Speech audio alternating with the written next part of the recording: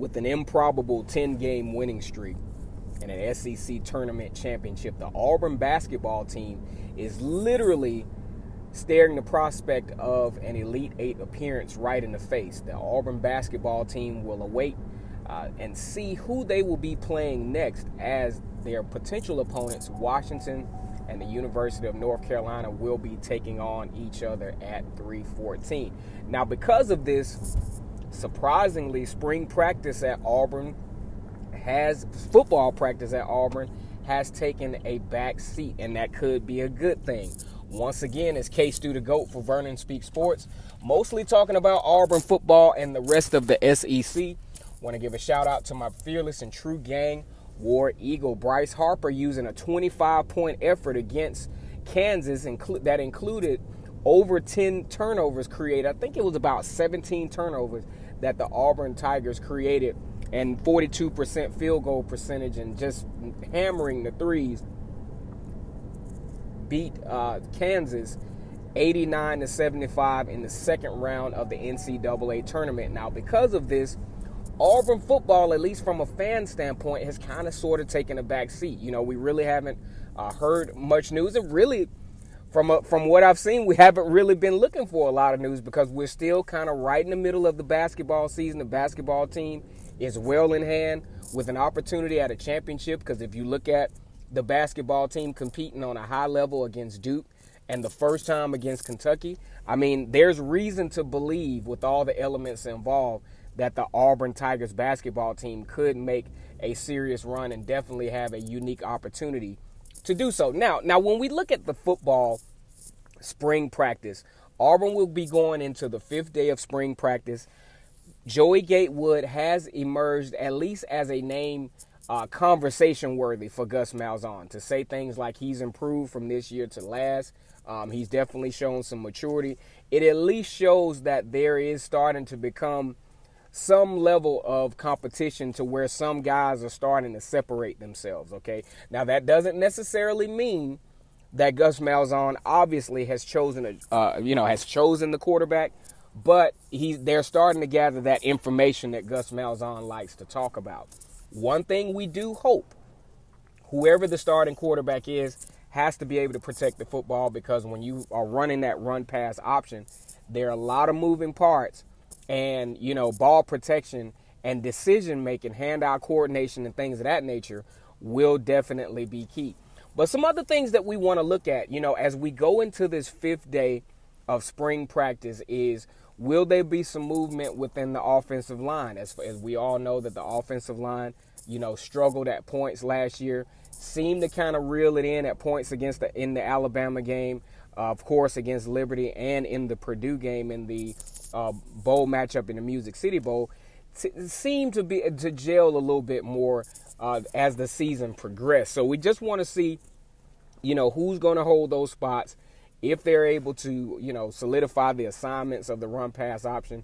Will they play with more confidence this year?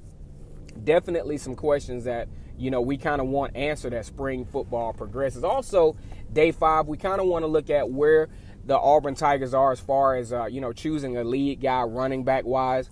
I mean, you look at Boobie Whitlow, who, you know, had a pretty good season last year, 700 yards. Probably, if he wouldn't have gotten hurt for a couple of games, might have been staring at 1,000 yards rushing last year. Cam Martin, also a change of pace kind of back.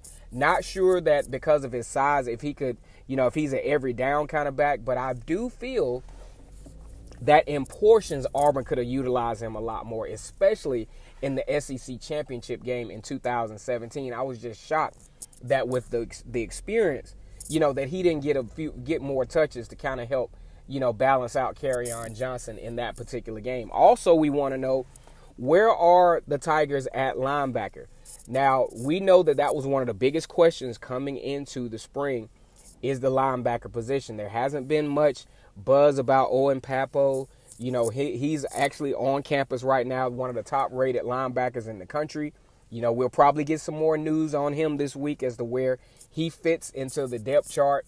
Rumor has it he has gained 220. He's up to 221 pounds, which is very close to being serviceable as a linebacker in the SEC. To team that up with the speed and skill, a lot of of the fan base are excited about Zacoby McClain and Michael Harris, and of course KJ Britt. What we feel is with these guys being in place that Auburn will have a lot more athleticism at the linebacker position, which has been lacking for the past few years, really pretty much under the Gus Malzahn era. He's never really had those elite linebackers that you need to compete on a high level in the SEC. And last but not least, just for now, we want to know where the place kicker stands, because we know that was one of the most reliable spots on Auburn's football team, but last year kind of taking a step back.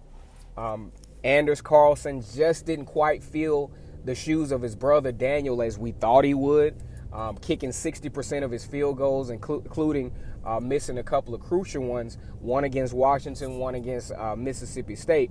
So we just want to shore up the place kicking position, because that has been such a vital position for the Auburn Tigers. Like I said, day 5 of spring training starts tomorrow.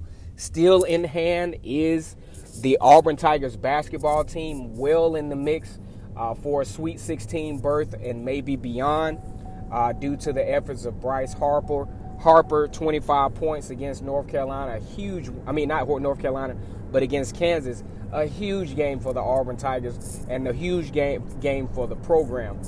Comment below this this video. Also subscribe to the channel, okay? Like, comment, and subscribe. And if there's anything you want to hear next, put that in the comment section as well. Once again, it's K-Stu the GOAT for Vernon Speaks Sports. Mostly talking about Auburn football and the rest of the SEC. Want to give a shout out to my fearless and true gang, War Eagle.